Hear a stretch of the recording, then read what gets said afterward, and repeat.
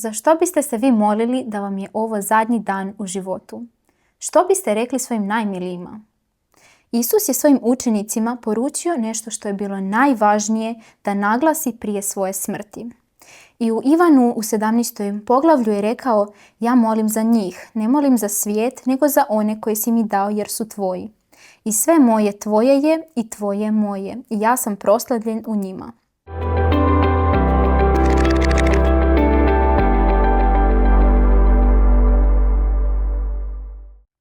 I ova molitva iz Ivana nam pruža jednu važnu pouku u pogledu posredovanja koje naš spasitelj vrši iza zavjese, gdje je njegova velika žrtvovanja znači samoga sebe u korist čovjeka treba biti upotpunjena. Pa da, vrlo je važno to što je Isus zadnji dan prije nego što je otišao znači na križ, molio se za njih. Dakle, vidimo da je molitva jako važna, jako bitna. I on je rekao, upravo kao što i jesi pročitala, on se moli za njih koji su njega prihvatili. Ne moli se za ovaj svijet, iako on želi da cijeli svijet njega prihvati. Važna je stvar da razumijemo da oni koji su prihvatili Isusa, a to su bili apostoli, on se molio za njih i to je bilo njegova posljedna molitva, evo, sa učenicima. Tako je i on je na početku svoje molitve podigao oči prema nebu i obratio se Bogu. On je bio svjestan da je došao taj trenutak njegove žrtve, da je došao trenutak u kojem će kroz svoju smrt i uskrsnuće proslaviti Oca.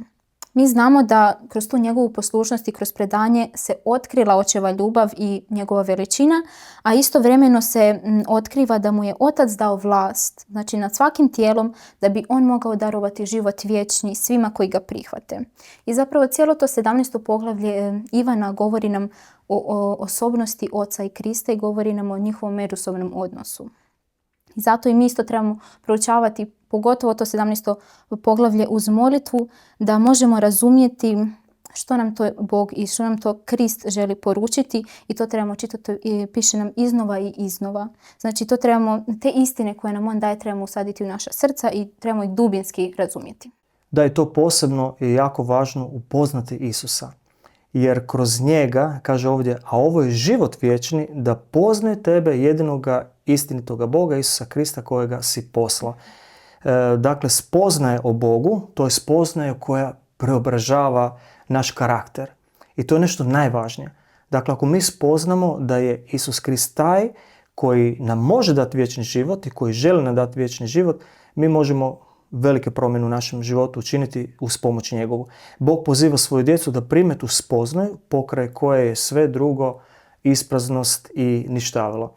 Mi vidimo da ima puno vrijednih stvari na ovom svijetu i mislim, mi tretiramo tako da su to neke vrijednosti i smatramo da ima puno vrijednih stvari, ali najvažnije je da dobimo vječni život. Što nam vrijedi ako bismo zadobili sav svijet, a izgubili vječni život. Dakle, spoznati da je Isus Bog, to je najvažnije. Istina je da će doći razočaranja, nevolja koju moramo očekivati, ali sve veliko i malo trebamo predati Bogu. Ne zbunjuje ga mnoštvo naših pritužbi, niti ga savladava težina naših tereta. Ponekad mi tako razmišljamo da ćemo ga opteretiti, ali zapravo mi ne možemo ga opteretiti. On prima svaku našu molitvu, njegova briga proteže se na svako kućanstvo i okružuje svakog pojedinca. To je vrlo zanimljivo da razumimo kako on se brine samo za nas, kao da smo jedini na svijetu. Kaže da on brine za sve naše poslove i naše tuge, on zna svaku našu suzu. Dirnut je osjećajem naših slabosti. Sve nevolje i kušnje koje nas ovdje snalaze su dopuštene kako bismo ostvarili njegove namjere ljubavi prema nama, kako bismo mogli biti sudionici njegove svetosti i tako postati sudionici te punine radosti koja se nalazi upravo u njegovoj prisutnosti. I sada nam se nameće pitanje što to znači poznavati Krista. U stihu iz Hoše nam kaže da upoznat ćemo ga i trudimo se upoznati Gospoda. Njegov je izlazak siguran kao zora i doći će nam kao dažd. I to možemo usporediti sa stihom iz Ivana 17. poglavlja kojeg smo i pročitali malo prije, gdje kaže: a ovo je život vječni, da poznaju tebe, jedinog istinskog Boga i onoga koga si poslao, Isusa Krista. Znači, oba ova stihova naglašavaju važnost poznavanja Boga. Boga jedino možemo upoznati kroz Krista. Znači poznavanjem Krista upoznajemo i Boga. I Krist je došao na ovaj svijet da nam objavi, da nam pokaže svog Oca. On nam je pokazao veliko strpljenje, veliku ljubav, veliku nježnost, suosjećanje i veliku snažnost. Sve je to bilo bez usporedbe i na kraju i u samoj svojoj smrti on je bio objava pomirenja između Boga i čovjeka. Tako da istinski upoznati Krista znači biti oživljen duhovnim znanjem, prakticiranjem njegove riječi.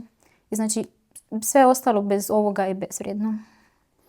Da, vrlo je važno možda naglasiti kako meni je značajno, kako se Isus nije obeshrabrio u različitim situacijama. On je jednostavno ostao u nekim trenucima sam. Imao je puno neprijatelja, imao je puno onih koji se protive njemu, ali nikad nije pao, niti se nije obeshrabrio. Dakle, možemo se jednostavno osloniti na Isusa. Naš intelekt može znati da, to je Isus, mi možemo tako gledati, ali upoznati to znači baš upravo živjeti kroz iskušenja, kroz nekakve padove, uspone i to je nešto što evo, zaista je lijepo se osloniti na Boga. To znači poznavati Isusa kada nam on puno pomogne. Tako je. I znamo na koji način je Krist savladavao sve ove poteškoće dok je bio na ovom svijetu. On je imao blizak odnos s Bogom. Znači on se puno molio i provodio je vrijeme nasamo s Bogom. I to je isto primjer i pouka i za nas. Da, to si dobro rekla i važno je da ako je on se molio i tražio tu snagu, tražio tu jednostavno svakodnevnu snagu kroz molitvu, koliko bi smo mi trebali onda. Upravo to. Tako da moramo slijediti zaista u ovaj primjer. Kakav je izgledao Kristov život na zemlji? Pa on je živio kako bi mogao razumjeti šta je zapravo ljudska priroda. Dakle, on zna šta je ljudska priroda, ali onda je isprobao. Jedino je živeći među ljudima mogao otkriti milosrđe, samilost i ljubav svog nebeskog Oca i na taj način je pokazao kako se to može uspjeti, kako možemo biti bliski sa Bogom. Jer jedino je djelima dobrote mogao iznijeti Božju milost. Evo ovdje vidimo da Isus jednostavno samo proslavio Boga. I to je i za nas pouka što mi činimo. Da li mi proslavljamo Boga, ono što činimo, ili ga možda sramotimo. Zato je vrlo, vrlo važno da ispitamo i naše živote na koji način se mi ponašamo. I Isus se u Ivanu 17. poglavlju molio riječima: "I sada ti, Oče, proslavi mene u sebi istom slavom koju imadoh kod tebe prije nego je svijet postojao." Znači, u ovom stihu možemo vidjeti da se on nije molio za neku ljudsku slavu ili za priznanje u ovom svijetu. On se molio Ocu u pogledu slave koje posjeduje u tom svom jedinstvu s Bogom. Znači, njegova molitva je molitva posrednika. On je tražio da njegova božanska slava zasja i da ljudi kroz njega vide veličinu i da spoznaju Boga. Iako je on bio ranije nebo u slavi, imao je svu slavu, imao je svu vlast, ali se ponizio i ponovno ne mogu dobiti priliku da dobi slavu, samo da je na neki način slijedio očekivanja i želje izraelskog naroda i onog vremena što su oni želi da postane kralj i onda bi imao slavu, ali on se toga odrekao, da. Tako i jako je lijepa, meni zanimljiva usporedba kako je naš grešan svijet uspoređen sa onom jednom ovcom koja se izgubila.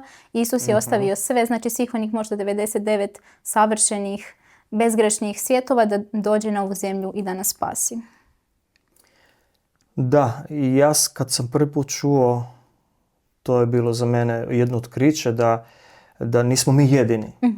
Da nismo mi jedina, nego da postoje još bezgrešni svjetovi u svemiru i kaže ovdje 99 oni koji su ga ljubili i došao je na ovu zemlju da bude proboden za naše grijehe, da bude izranjavan za naše opačine. To sve zbog jedne koja je pala. To smo mi, prvi čovjek, Adam i Eva, koji su sagriješili i na taj način su navukli grijeh na cijelo čovječanstvo i na ovaj svijet.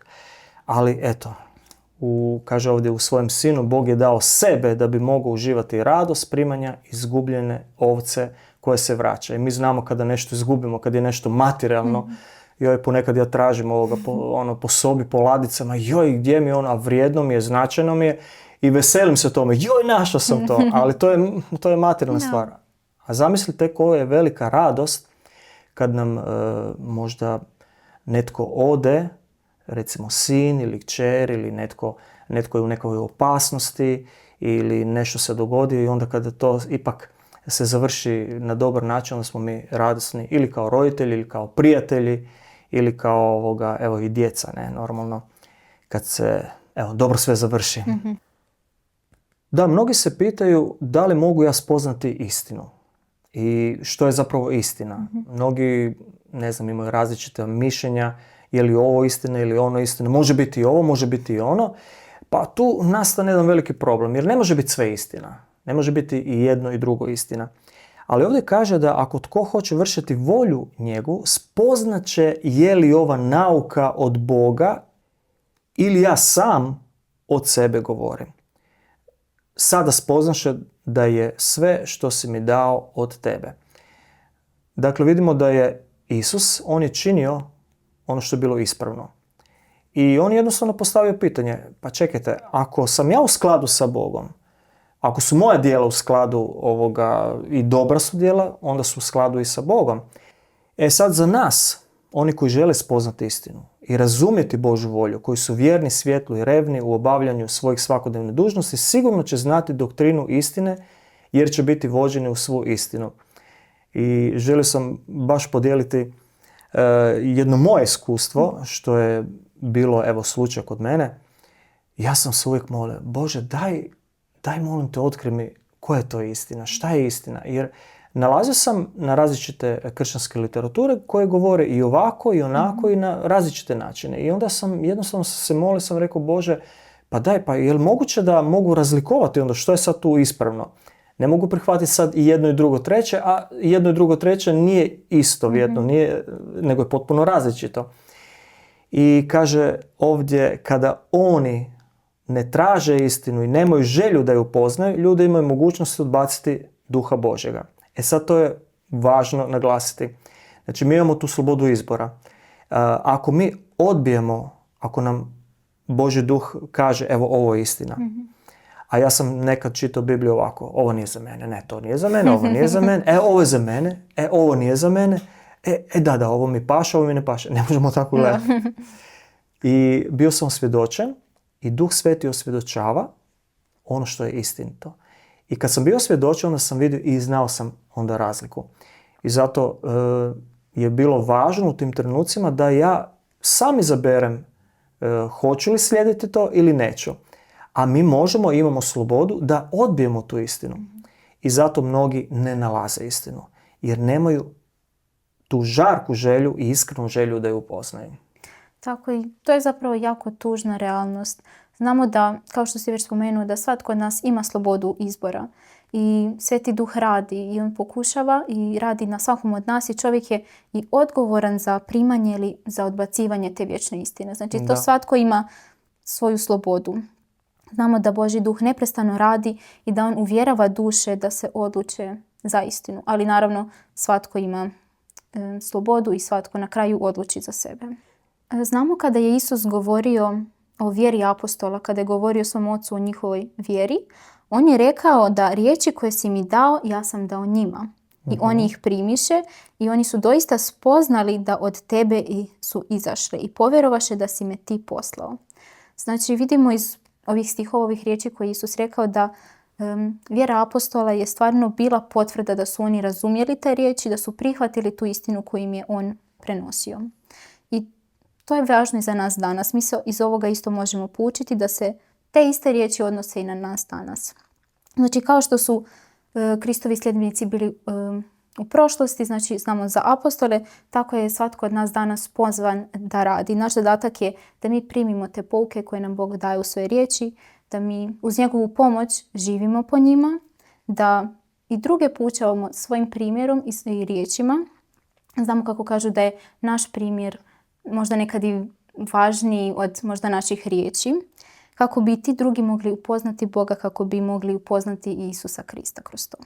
Da, to je važno što si naglasila, da naše riječi mogu biti lijepe riječi, mogu lijepo zvučati, možemo mi zaista se lijepo izražavati i pričati o tome, ali ako mi to ne napravimo, to se onda vidi po nekakvim rezultatima i naša djela govore zapravo da je puno važnije ono što mi činimo nego ono što govorimo. Da, tako je. Tako da, evo, ima isto puno pouka u Svetom pismu gdje kaže da ne ljubimo samo riječima, nego i djelima, što je važno. Sad dolazimo do toga da malo bolje pojasnimo tko su to njegovi. Tko su to njegove. Jer kaže, ja molim za njih, ne molim za svijet, kao što smo već ranije spomenuli, nego za one koje si mi dao jer su tvoji. Ne molim samo za ove, nego i za one koji će po njihovoj riječi vjerovati u mene. Ko su to njegove? Mi moramo razumjeti da to su oni koji su ponizni, koji su najponiženiji, koji su najpotlačeniji, koji najviše pate. To su osobe koje jednostavno traže Boga. I oni koji su u teškim iskušenjima i probama, oni traže Boga i oni iskreno traže Boga. I ja vjerujem da mnogi iskreni mogu pronaći Boga i da Bog priznaje takve. Tako je. I Isus se onda kroz njih može i proslaviti. Kroz sve te ljude i tako se on proslavio kroz svoje učenike. Znači, on se može proslaviti i kroz sve nas kada mi živimo u jedinstvu. Kao što je to bilo slučaj i sa učenicima, znamo kada je bila i pedesetnica i što se sve tada događalo, znači oni su bili u jednom duhu i oni su pokazali Kristov karakter, a znamo što je, kakav je Kristov karakter, znači pun ljubavi, milosrđa i pravde. I to su i oni učenici pokazali u svom životu. I ono što je jako važno da postoji ta bliska povezanost s Kristom i međusobno sjedinjenje u duhu. Jer jedino tako Krist kroz njih, a tako i kroz nas može raditi i može pokazati taj nebeski red i božanski sklad, a i time crkva postaje jedno svjetlo svijetu.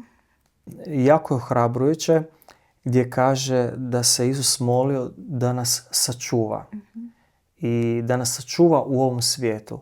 Jer on je znao kako će prolaziti njegovi učenici, zna kako prolaze iskreni kršćani, zna kako ćemo mi prolaziti ako budemo uvijek ostali vjerni njemu.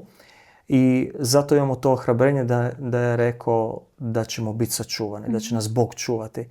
I to je veliko ohrabrenje jer mi se nalazimo možda u nekim situacijama, u nekakvim poteškoćama, kao što sam sad spomenuo. Ali, Bog će nas sačuvati. A ovo što je drugo bilo jako važno, što je Isus naglasio, da budu svi jedno. Jer oni to nisu bili ranije. Da. I kako je lijepo vidjeti jednu crkvu kad su jedinstveni. Kako je lijepo vidjeti prijatelje koji se slažu, koji su dugogodišnji prijatelji. Kako je lijepo vidjeti jedan skladan brak. Kako je lijepo vidjeti jednu skladnu obitelj, kako se slažu. To je prekrasno. To je već jedan dio raja na zemlji. Ja tako to vidim. I tako, crkva, ko je crkva? Crkva smo mi. I ako se mi slažemo, ako se poštujemo, ako jedan drugoga jednostavno uvažavamo i pomažemo, to je ne samo riječima, nego to djelima, onda to je zaista taj sklad. Lijepo je vidjeti. Tako je. Hvala. I hvala i vama što ste bili s nama u ovom proučavanju. Neka vas Bog sve blagoslovi i budite i dalje uz nas i sljedeći put.